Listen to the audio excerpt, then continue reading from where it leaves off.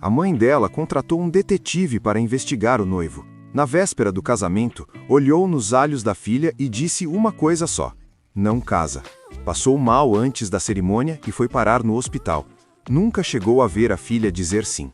10.000 pessoas na rua, 100 padrinhos famosos. O casamento do ano de 1986. E já na lua de mel, após 5 dias de brigas, Cláudia Raia pediu quarto separado no navio. O casamento durou 3 anos e terminou com roupas jogadas na Lagoa Rodrigo de Freitas e um apartamento destruído. Mas a história que ninguém contou completa não é sobre o fim, é sobre o que estava podre desde o começo. As traições, o ciúme doentio, o melhor amigo que entrou pelo meio, a versão que Cláudia nunca admitiu e a declaração que Frota guardou por 37 anos e que, quando veio à tona, dividiu o Brasil. Deixa o like, se inscreve no canal Vidas por Trás da Fama, ativa o sino e me diz nos comentários de qual cidade e país você está assistindo. Para entender como um casamento celebrado por 10.000 pessoas desmoronou em menos de 3 anos, é preciso voltar ao momento em que tudo começou e entender que os sinais de incompatibilidade estavam presentes desde o primeiro dia. Não eram sinais sutis, eram declarações, comportamentos e diferenças de caráter que qualquer pessoa de fora conseguia enxergar com clareza, menos os dois envolvidos. 1985. Os bastidores da novela Roque Santeiro, da Globo. Cláudia Raia tinha 18 anos e já era um nome conhecido do grande público. Havia começado no balé ainda criança, migrado para a televisão com facilidade e construído uma presença que parava as gravações quando entrava num estúdio. Naquele momento, ela ainda vivia um relacionamento com o humorista Jô Soares, quase 30 anos mais velho que ela. Uma relação que já gerava comentários nos bastidores e que estava longe de ser discreta. Alexandre Frota era o galã em ascensão. Presença física marcante, rosto que a câmera amava. Nome que as novelas da Globo começavam a disputar. Quando viu Cláudia pela primeira vez nos bastidores de Roque Santeiro, não perdeu tempo. Segundo ele próprio, o pensamento foi imediato e sem cerimônia. Essa mulher não vai ser mais do Jô, vai ser minha.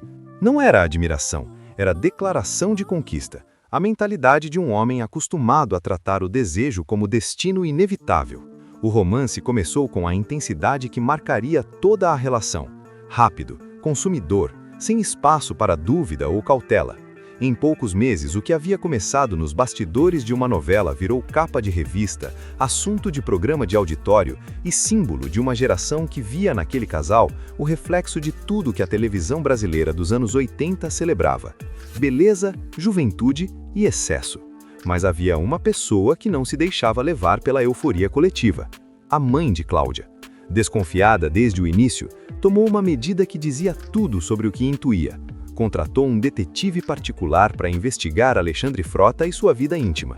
O que o detetive encontrou nunca foi revelado publicamente em detalhes, mas o resultado da investigação foi suficiente para que, na véspera do casamento mais comentado do Brasil, ela olhasse nos olhos da filha e dissesse com todas as letras: não casa, que esse homem não é para você. Uma mãe que havia ido longe o suficiente para contratar investigação particular e ainda assim não conseguiu ser ouvida. 15 de dezembro de 1986. A Igreja da Candelária, no centro do Rio de Janeiro, estava cercada. Não por seguranças ou cordões policiais, mas por 10.000 pessoas que haviam lotado as ruas ao redor da igreja para ver ao vivo o que as revistas já chamavam de casamento do século. Frota havia anunciado o enlace no programa do Chacrinha, a maior tribuna da televisão brasileira naquele momento, garantindo que o evento teria proporções que a mídia não conseguiria ignorar. E não ignorou. Mas antes mesmo de Cláudia pisar na igreja, o dia já havia dado sinais de que aquela cerimônia seria tudo menos tranquila. Por causa do volume do penteado e do vestido elaborado, ela precisou se deslocar até a Candelária de deitada no banco traseiro do carro, para não amassar a produção que havia levado horas para ficar pronta. Mal saiu do veículo e enfrentou o primeiro caos. Uma fã arrancou um de seus sapatos na multidão, obrigando-a a caminhar para o altar na ponta dos pés por um longo trecho da cerimônia. O véu, pensado para ser um dos maiores já usados em casamento de celebridade, com aproximadamente 18 metros de comprimento, foi cortado em pedacinhos pelos fãs que queriam levar uma recordação para casa. O que deveria ser um tecido elegante se transformou no que Cláudia descreveu como um remendo de memórias e papel picado. Dentro da igreja, a lista de convidados era um retrato do poder da televisão brasileira naquele momento. Quase 100 padrinhos, incluindo Chacrinha, Lauro Corona e Tônia Carreiro. A Globo acompanhava de perto, via nos dois o novo casal símbolo da emissora. Mas havia uma cadeira vazia que pesava mais do que todos os convidados presentes, a da mãe de Cláudia. Após passar mal antes da cerimônia, num colapso que muitos interpretaram como o peso de ver a filha seguir em frente contra o conselho que ela havia dado na véspera, foi levada ao hospital pela irmã de Cláudia. Nunca chegou a ver a filha dizer sim. Cláudia, então com apenas 19 anos, disse sim diante de 100 padrinhos, 10.000 pessoas na rua e uma câmera da Globo, sem a mãe. Declarou ao microfone: "Amo o Alexandre, estou casando com ele por amor e acredito que a gente nunca mais vai se separar, porque sei que Deus me fez para ele e ele para mim." Era a frase de uma jovem de 19 anos que havia decidido acreditar no amor contra todos os avisos e que em menos de 72 horas estaria num navio no Havaí descobrindo que o homem com quem havia casado era uma pessoa que ela mal conhecia. O navio cruzava as águas do Pacífico em direção às ilhas do Havaí. Era a lua de mel que a imprensa brasileira aguardava com curiosidade. O casal do momento, recém-saído de um casamento que havia mobilizado 10.000 pessoas, navegando por um dos destinos mais paradisíacos do mundo. Do lado de fora, a narrativa era perfeita. Do lado de dentro do camarote, a realidade era outra completamente. Cláudia Raia não gostava de praia, não gostava de ondas. O cruzeiro pelo Havaí, um destino construído em torno de mar, sol e areia, já não era exatamente o ambiente onde ela se sentia confortável, mas havia feito um gesto de cuidado que esperava que suavizasse qualquer incompatibilidade. Encomendou especialmente para a frota uma coleção de chapéus e ternos de linho para os passeios e eventos do navio. Peças produzidas com atenção, pensadas para ele, carregadas da intenção de quem quer agradar o parceiro nos primeiros dias de casamento. Frota pegou os chapéus e os jogou no mar. Não foi acidente, não foi brincadeira, foi um gesto deliberado de rejeição. A recusa em usar o que a esposa havia escolhido para ele, encenada da forma mais dramática possível, jogando cada peça pela amurada do navio enquanto o Pacífico as engolia. O impacto sobre Cláudia foi imediato e definitivo. Segundo relatos que ela compartilhou anos depois, foi naquele momento, não na separação, não nas acusações de traição, mas naquele gesto no navio que ela olhou para o homem com quem havia casado 3 dias antes e disse à administração da embarcação que não acreditava ter casado com aquela pessoa. Solicitou um quarto separado. Dos 8 dias de lua de mel, 5 foram vividos em quartos separados no mesmo navio. 2 jovens recém-casados, cercados por paisagens paradisíacas, cada um no seu espaço, enquanto as revistas brasileiras publicavam fotos do casamento e textos sobre o novo casal dos sonhos. A distância entre a imagem pública e a realidade privada era tão grande que Cláudia descreveu aquela viagem como um dos primeiros momentos em que percebeu que o casamento havia sido um erro. Não depois de meses, não depois de descobertas dolorosas, mas ali, no Pacífico, com chapéus boiando no mar e um quarto separado como resposta. O que aquele gesto de frota revelava era um traço de caráter que se repetiria ao longo de todo o casamento. A incapacidade de aceitar cuidado sem transformá-lo em campo de batalha. Cláudia havia oferecido atenção, ele respondeu com destruição. Era o padrão que a mãe dela havia intuído antes de contratar o detetive. Era o padrão que o detetive provavelmente havia documentado. E era o padrão que os 3 anos seguintes confirmariam, camada por camada, até que não houvesse mais nada para salvar. Se a lua de mel foi o primeiro sinal de que o casamento estava rachado por dentro, os anos seguintes transformaram essa rachadura em abismo. E no centro desse abismo havia uma questão que Alexandre Frota e Cláudia Raia respondem de formas completamente opostas até hoje, com versões tão contrastantes que o público nunca conseguiu determinar onde termina a verdade de um e começa a narrativa do outro. A versão de Cláudia é direta. Ela nunca admitiu ter traído Frota, em nenhuma entrevista, em nenhum livro, em nenhuma declaração pública ao longo de mais de 3 décadas. O que ela admitiu foi o oposto, que Frota era um mulherengo compulsivo, que amigos e amigas alertavam repetidamente sobre as traições dele e que chegou um momento em que ela simplesmente se cansou de ouvir esses alertas e não conseguiu mais tolerar o padrão de comportamento do marido. Em suas palavras, eu queria um casamento feliz, amoroso, com filho, do tipo até que a morte o separe. Mas Alexandre era um mulherengo compulsivo e eu estava cansada de ouvir alertas de amigos sobre suas traições. A versão de Frota é mais explosiva e foi guardada por anos antes de vir a público. Em entrevista ao portal Léo Dias em 2023, ele finalmente nomeou o que havia ficado em silêncio por décadas: Raul Gazola, ator, amigo íntimo do casal e homem que Frota afirma ter sido o pivô de uma traição que marcou o fim do casamento. No final, todo mundo se traiu. Ela me traiu com o Raul Gazola e ele mesmo me confirmou isso, declarou Frota. E foi além. Eu traí a Cláudia com muitas, a lista é grande. A declaração sobre Raul Gazola gerou uma dimensão ainda mais complexa, porque Gazola não era apenas um colega de profissão, era alguém que Frota descrevia como irmão, como um dos homens que mais ama no Brasil. Ao ser questionado sobre o episódio, Frota afirmou: "O Raul Gazola é meu irmão, talvez seja um dos caras que mais amo nesse país, mas eu já decretei que durante o tempo que eu estava casado com a Cláudia, o Raul e a Cláudia tiveram um negócio e tá tudo certo." Perdoou o amigo, nunca perdoou completamente a memória do episódio. O que torna esse capítulo ainda mais perturbador é a cronologia. Frota admitiu abertamente que traiu Cláudia com múltiplas mulheres durante o casamento. A lista é grande, foram suas palavras exatas. E, ao mesmo tempo, acusa a esposa de traição com o melhor amigo. Dois adúlteros acusando um ao outro, com versões irreconciliáveis numa guerra de narrativas que dura mais de 37 anos. A única certeza que sobrou foi dita pelo próprio Frota. No final, todo mundo se traiu. Quando Alexandre Frota pediu o divórcio em 1989, Cláudia Raia tinha apenas 22 anos. 3 anos de casamento. 3 anos de brigas, alertas ignorados, lua de mel em quartos separados e traições que os dois admitiriam décadas depois, cada um apontando o dedo para o outro. O fim em si não foi uma surpresa emocional para quem havia vivido aquele casamento por dentro. Foi uma surpresa pela forma como aconteceu. Abrupta, unilateral e conduzida com o mesmo impulso que havia marcado cada capítulo da relação. Frota pediu o divórcio e então se recusou a sair do apartamento que os dois compartilhavam. Não foi uma recusa discreta, foi uma ocupação deliberada, como se o pedido de divórcio fosse um instrumento de poder e não uma decisão de encerramento. Cláudia respondeu e entrou para a história do entretenimento brasileiro. Ela pegou todas as roupas de Frota e as jogou na Lagoa Rodrigo de Freitas.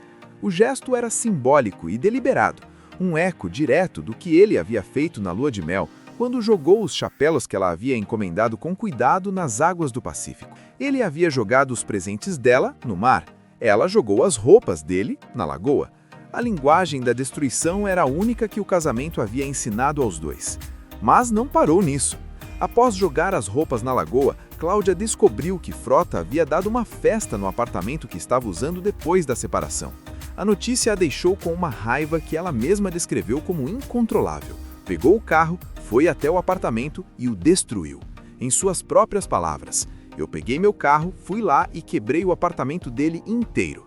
Não foi arrependimento, não foi drama calculado. Foi a explosão final de uma mulher de 22 anos que havia casado aos 19, havia ignorado os avisos da mãe, havia suportado traições e ciúmes doentios e que encontrou no caos físico a única forma de encerrar um capítulo que havia começado com 10.000 pessoas na rua celebrando um conto de fadas. O que ficou daquele casamento foram 2 versões irreconciliáveis: uma lagoa com roupas boiando e um apartamento destruído. E uma frase que Cláudia diria anos depois, com a clareza de quem finalmente conseguia enxergar o passado sem a névoa da paixão: "Definitivamente não era o homem da minha vida." Como é que pode um casamento dar certo aos 18 anos, ele com 20, num devaneio adolescente? De todos os personagens que atravessam a história de Alexandre Frota e Cláudia Raia, nenhum ocupa uma posição mais estranha e mais carregada do que Raul Gazola, ator, amigo íntimo do casal, padrinho de confiança de Frota e o homem que, segundo o próprio Frota, teve um envolvimento com Cláudia durante o casamento. Uma figura que deveria aparecer nessa história como coadjuvante, mas que acabou se tornando o centro de uma das revelações mais explosivas do entretenimento brasileiro dos últimos anos. Raul Gazola ficou amplamente conhecido do público brasileiro por uma razão completamente diferente. Foi o marido de Daniela Pérez, a atriz assassinada em 1992 pelo ator Guilherme de Pádua e sua namorada. O caso Daniela Pérez foi um dos crimes mais chocantes da história da televisão brasileira. E Gazola se tornou símbolo de luta por justiça, passando anos defendendo publicamente o endurecimento das leis penais brasileiras. Era uma figura de credibilidade moral construída sobre a dor. E foi exatamente essa figura que Frota colocou no centro da acusação de traição. A dinâmica do triângulo era perturbadora pela proximidade.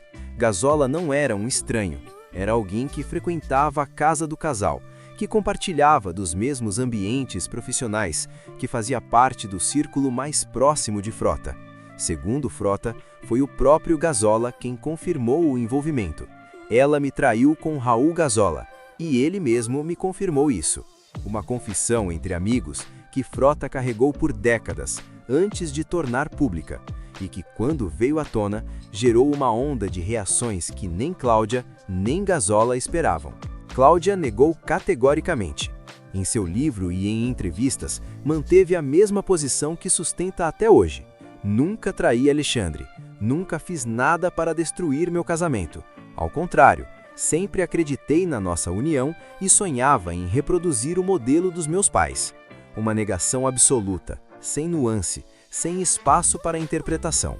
Do lado de Gazola, o silêncio foi a resposta predominante, o que, dependendo de quem interpreta, pode significar tanto inocência quanto confirmação implícita. O que torna este capítulo impossível de fechar com uma conclusão limpa é justamente o que Frota disse sobre sua própria conduta. Ele admitiu ter traído Cláudia com múltiplas mulheres durante o casamento. Um homem que trai a esposa repetidamente e depois acusa essa mesma esposa de traição com o melhor amigo, enquanto o suposto amante nega e a esposa nega, cria uma narrativa onde a credibilidade de todas as partes está comprometida. 38 anos depois, o triângulo Frota, Cláudia e Gazola continua sem resolução. E talvez seja exatamente essa irresolubilidade que mantém o público voltando para a história. Depois do divórcio de Cláudia Raia, Alexandre Frota continuou trabalhando. A Globo ainda o contratava, o SBT e a Record também. Por alguns anos, o galã dos anos 80 manteve presença nas telas, não com o brilho do período ao lado de Cláudia, mas com um trabalho regular, nome reconhecido e uma carreira que parecia ter sobrevivido ao escândalo do casamento desastroso. Parecia. O que acontecia por dentro era outra história. Frota vivia sem estrutura, sem família, sem limites. Em suas próprias palavras, eu não tinha família, morava sozinho, tinha 10 namoradas, ia em festa, não dava satisfação para ninguém. Era um homem que havia conhecido o topo cedo demais e que, sem o casamento que havia definido sua imagem pública, não sabia o que fazer com a própria liberdade. As portas das emissoras foram fechando gradualmente. Sem a visibilidade que o contrato com a Globo garantia, os convites diminuíram e então pararam. Em 2004, Frota procurou diretamente uma produtora de filmes adultos. Não havia recebido convite, foi ele quem tomou a iniciativa. Chegou à produtora Brasileirinhas e disse que queria trabalhar. O dono da empresa olhou para sua cara e disse que ele havia feito novela das 8 e não ia fazer filme adulto. Frota respondeu: "Me paga o que eu quero, que eu vou fazer." Pediu R$500 mil e um apartamento como cachê para o primeiro contrato. A produtora aceitou.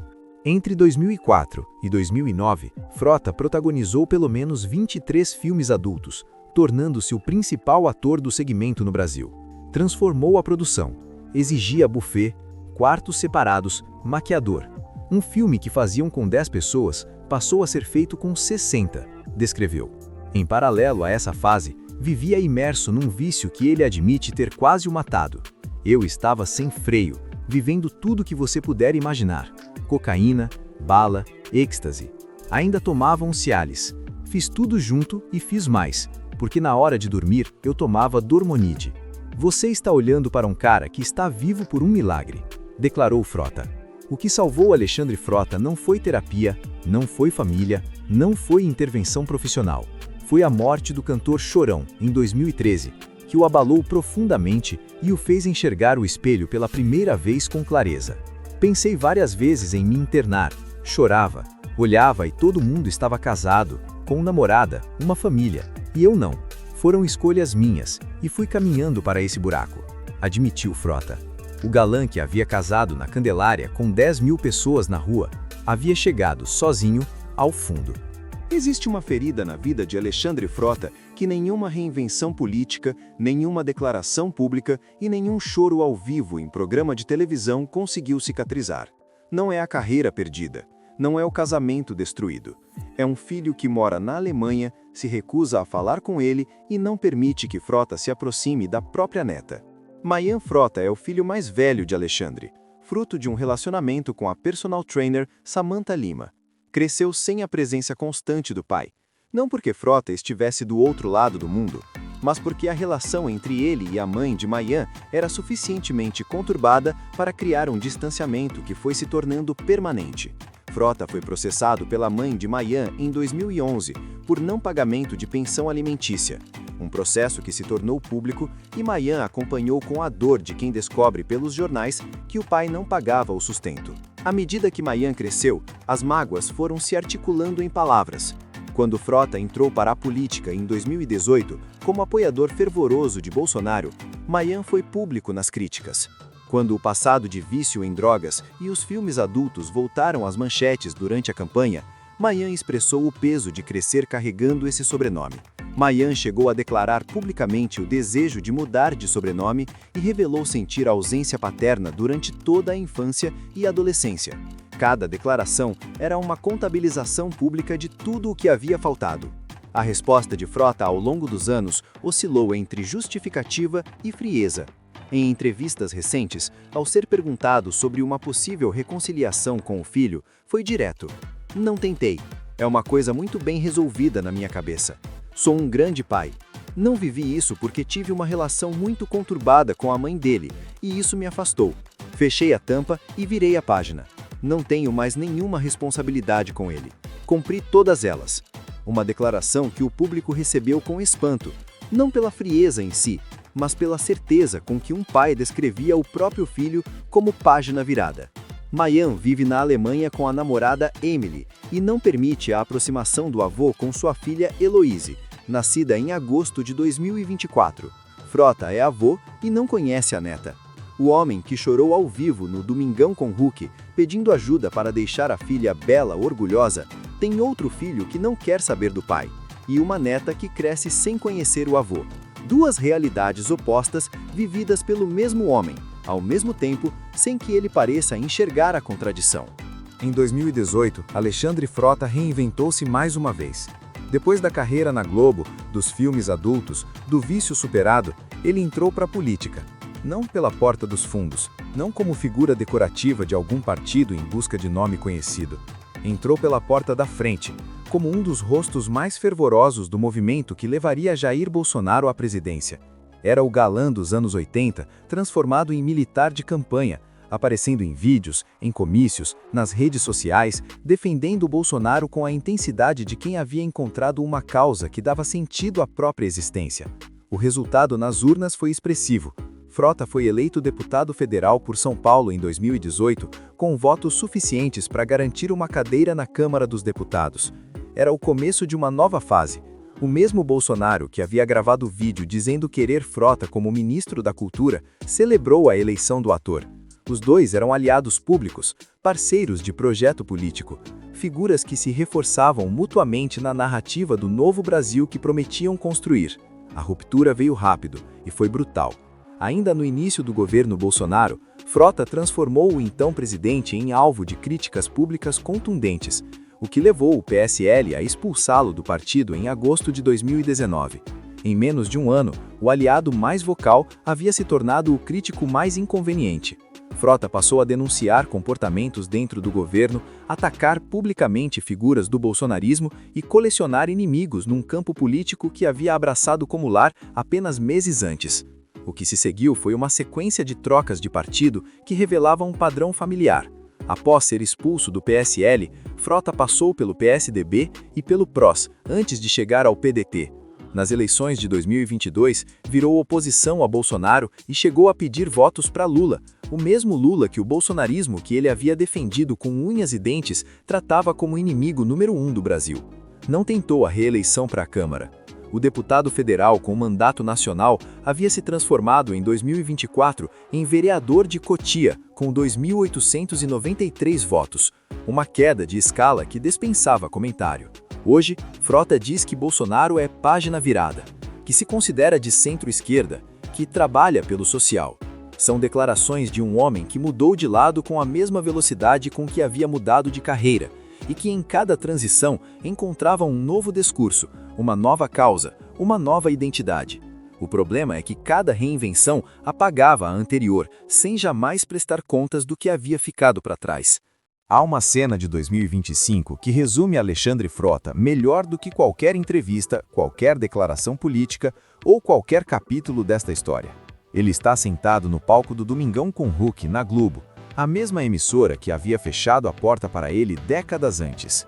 Luciano Huck lê em voz alta uma carta que o próprio Frota havia escrito. E o homem que havia sido o galã mais desejado do Brasil nos anos 80 chora.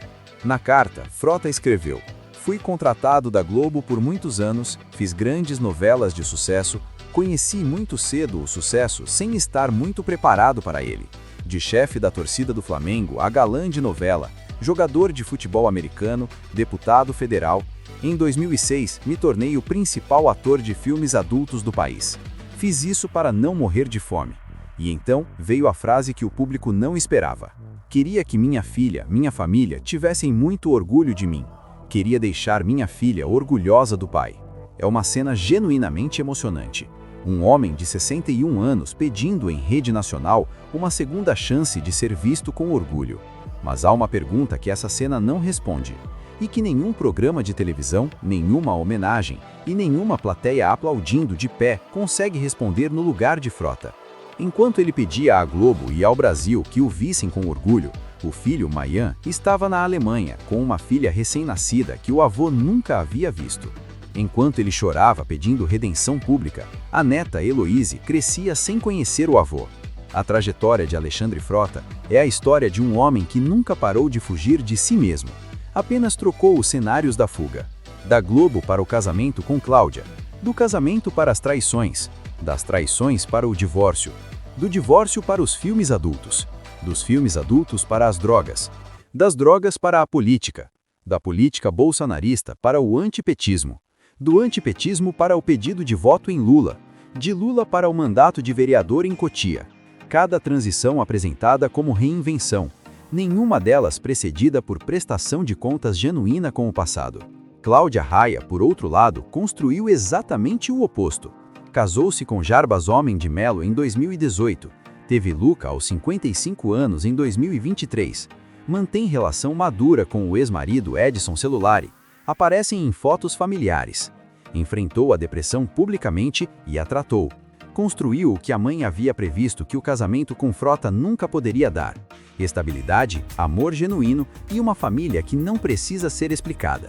Alexandre Frota tem 61 anos e ainda está procurando o que sempre esteve à sua frente, mas que ele sempre destruiu antes de conseguir segurar.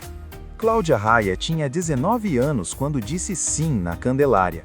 A mãe dela já sabia que era um erro. O detetive que ela havia contratado já sabia. E em 5 dias de lua de mel, Cláudia também soube. O que ninguém sabia é que aquele casamento seria apenas o primeiro capítulo de uma história muito mais longa, de traições confessadas, de um melhor amigo no meio, de roupas na lagoa e apartamento destruído, de um galã que desceu do topo para os filmes adultos, das drogas para a política, do Bolsonaro para Lula, do Congresso para a Câmara de Cotia, um filho na Alemanha que não quer saber do pai, uma neta que cresce sem conhecer o avô, e um homem que chora na televisão pedindo orgulho, sem perceber que o orgulho não se pede, se constrói, com escolhas, com presença, com contas pagas. Deixa o like se esse documentário te trouxe algo novo. Se inscreve no canal Vidas por Trás da Fama e ativa o sino para não perder o próximo.